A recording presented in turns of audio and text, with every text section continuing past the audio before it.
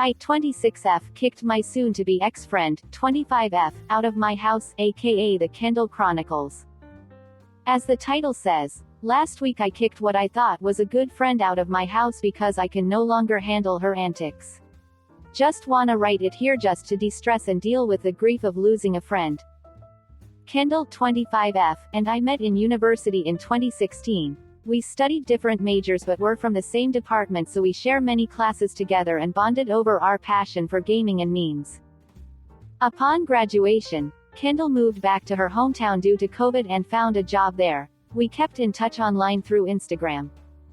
About 3 years later, Kendall told me she found a better paying job in the city, so she's planning to move out from her parents' place. When I asked her about her plans on her accommodations, she replied with, "That's the thing, I was going to ask if you have an extra bedroom that I could move into."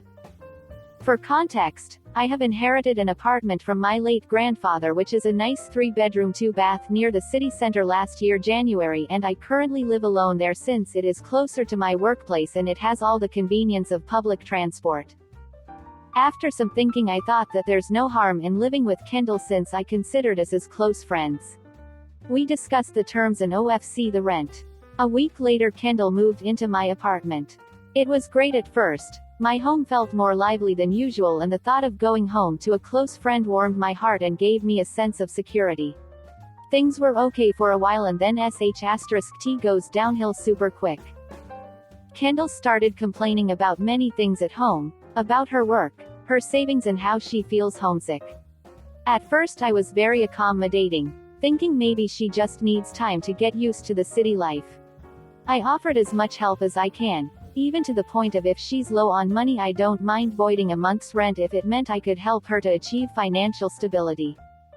I taught her how I save money, how I live off with my then low salary with several commitments like my car, my dog, and a student loan.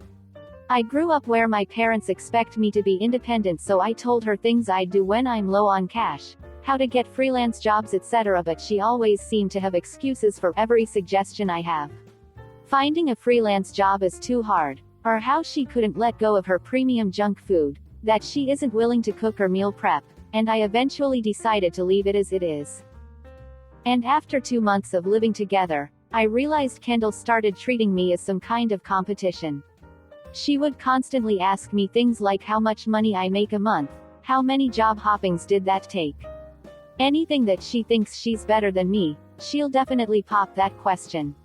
She boasts about how she is loyal to her #TTY paying company, and how I would never be able to move up the corporate ladder, as she called me an industry frog. She once snooped my savings balance and asked how TF did I have so much saved up with commitments, etc. Mind you, she didn't have a lot of commitments since her parents paid off her student loans and fully paid off a brand new car for her, and maybe I should stop collecting rent from her. I got mad, and told her if she isn't happy living with me maybe she should move out. Cue crocodile tears, as she said it was a joke. I didn't have to take her seriously. She begged for forgiveness and promised to never snoop my personal items and details again. I let it go once, but she kept bringing things up like, well, you have the cash and a credit card. Every time I told her I rather stay home because I no longer have the budget to go out and have fun. Comments like these became more frequent when I got a new job 6 months ago. On top of that, she doesn't clean up after herself, tried to flirt with my boyfriend, and at times parked in my parking space when our initial agreement was that she has to find her own parking space if she's moving in with her own car because my apartment only has 1 parking lot per unit. The straw that broke the camel's back was when I caught her kicking my dog in his abdomen when I got home from work. I yelled at her and rushed to check my dog. Luckily he was fine, but I still rushed him to the vet for safety measures. I got home and she sneered that it was just a dog and as a friend I shouldn't treat her like that. I asked why she'd kicked my dog and she didn't answer me. She shrugged and tried to escape into her room. At this point it was already about a year since Kendall moved in with me. I lost my cool and told her off, bringing up her problems and how I tried to be nice and accommodating. Then I told her I'm giving her a week to move out and that from then on I rather we keep our relationship casual or we don't ever talk at all. Kendall cried and begged me to not kick her out, but soon it turned into her screaming back at me, calling me a bad friend because apparently in her words, I didn't tell her off on how badly she was behaving, like WTF. There was a lot of back and forth which I don't remember what I said, but I remember eventually calling her an entitled brat. She cried again saying it was uncalled for and stormed off to her room. The next day I was bombarded with texts from other uni friends, some calling me selfish and others sympathize with me. Apparently, Kendall posted our argument on Facebook and Instagram, painting me to be the bad guy. I was upset at first, but I decided that after Kendall moved out we would no longer be friends, as well as those who took her side of the story and condemned me. Last week, Kendall left, and I have changed the locks on my apartment. I curled up in bed and cried myself out, probably from the sadness of losing a friend, or maybe I am finally letting out all the frustrations. I am definitely still grieving about this loss of a friend, as I've had many good times with Kendall. For now I wanna focus on myself and hopefully I eventually get over this.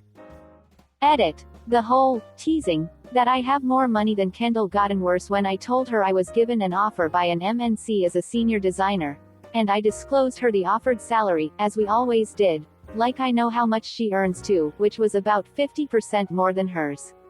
That was dumb on my part. I now understand why my parents told me to never discuss salaries the moment I started working. Update 1. Hello everyone. I'm here with some updates about me and my doggo, as well as my now ex-friend, Kendall. Let's start off with the update about myself. I've been doing well, and surprisingly, as some of you mentioned previously, I had gotten over the loss of this friendship rather quickly. My boyfriend planned a trip to a pet-friendly beachfront hotel and I spent a few days with just my boyfriend and doggo. We played in the seawater and I watched my dog played in the sand. Overall had a great time, and we even had grilled fish together while watching the sunset. Doggo had a deboned fish fillet. I am also grateful for my friends who stood by my side regarding this issue. They check in on me from time to time and sent me funny content to watch during my free time. Some of them even told me their stories about Kendall and their discontentment with her behavior, which I will list some below. Friend A. Kendall ridiculed Friend A several times because Friend A earned less than Kendall despite he has worked a year longer than Kendall. Friend B. Kendall trash-talked Friend B's company via Instagram just because Kendall flunked her interview with said company with flying colors. Friend C. Kendall always demands Friend C to be her personal driver during our college days. If Friend C refuses, Kendall will guilt trip her. Friend D. Ruined Friend D's assignment by pranking him. She actually formatted his laptop when the project was due in 2 weeks. When confronted, all Kendall said was, "Oopsies." There are many more, but these are the more icky ones I've heard from my friends. And now with that out of the way, here is today's main course. After I kicked Kendall out of my house, one of my uni friends, let's call her Anne, stood by Kendall's version of events and has allowed Kendall to move in with her instead. Anne called me out of the blue this afternoon and her first question to me was, "How on earth did you manage to put up with Kendall for a year? She's driving me crazy." Long story short, whatever Kendall did when she's living with me, she now does it to Anne. Snooping Anne's personal items, leaving dirty laundry around, generally being a prick in the butt. Anne told me she's planning to force Kendall out of her house too. I didn't comment much since Anne were among those who called me a cruel person, but now it has came back to bite her. But wait, that's not all. According to Anne, Kendall lost her job because she tried to ask for a 100% increment and assaulted her supervisor when the increment request was turned down 2 weeks ago. She was immediately escorted out of the office building by security. And she just texted me 20 minutes ago saying she needed a favor from me, that she wants a job at my workplace.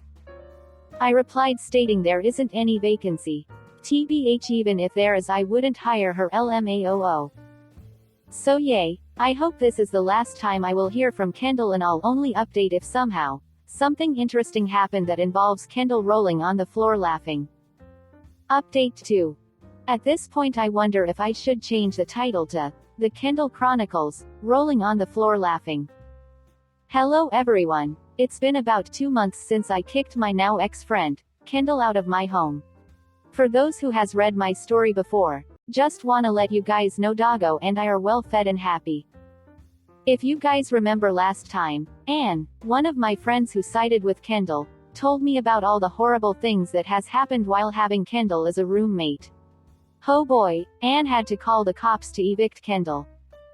I happened to meet Anne at a pet-friendly cafe to enjoy a good book yesterday while my doggo gets to enjoy playing at the doggy daycare-ish kinda area. I did wonder if it was intentional on her side since all my friends know I love this cafe in particular.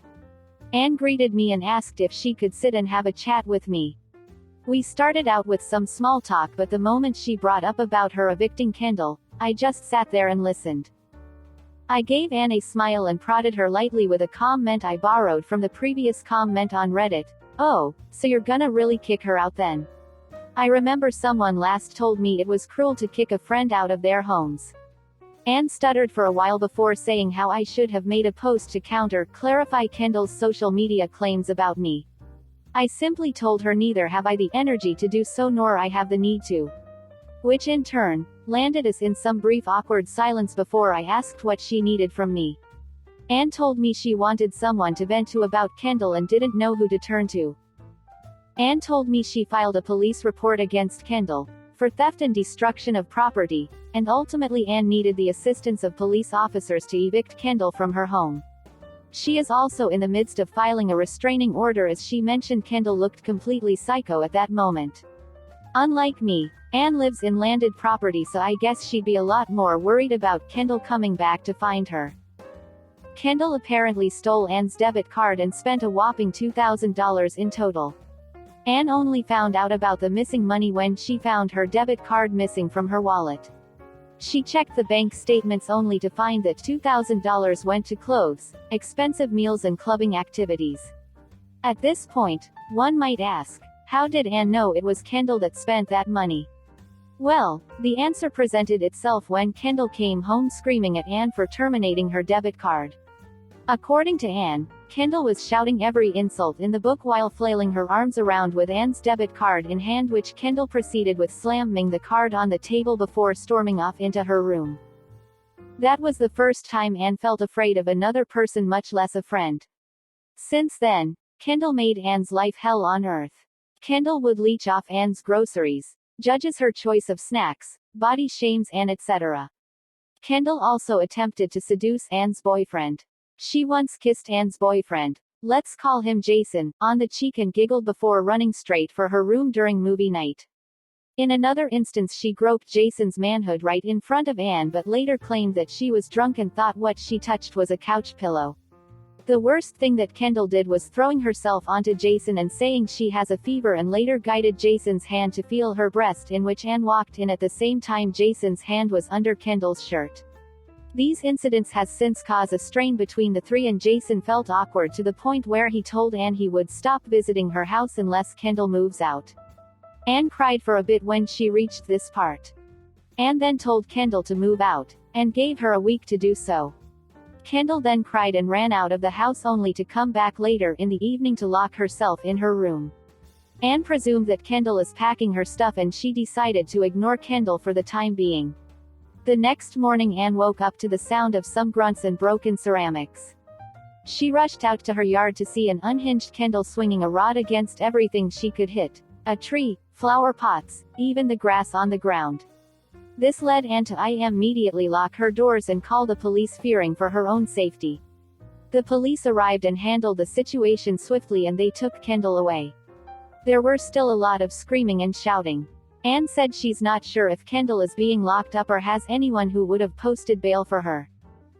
While I guess it was kinda nice sipping tea about Kendall, but at how Anne described Kendall as behaving, I wonder if she'd actually needed professional help. I can't help but feel sad for her condition. We have gone no contact for 2 months.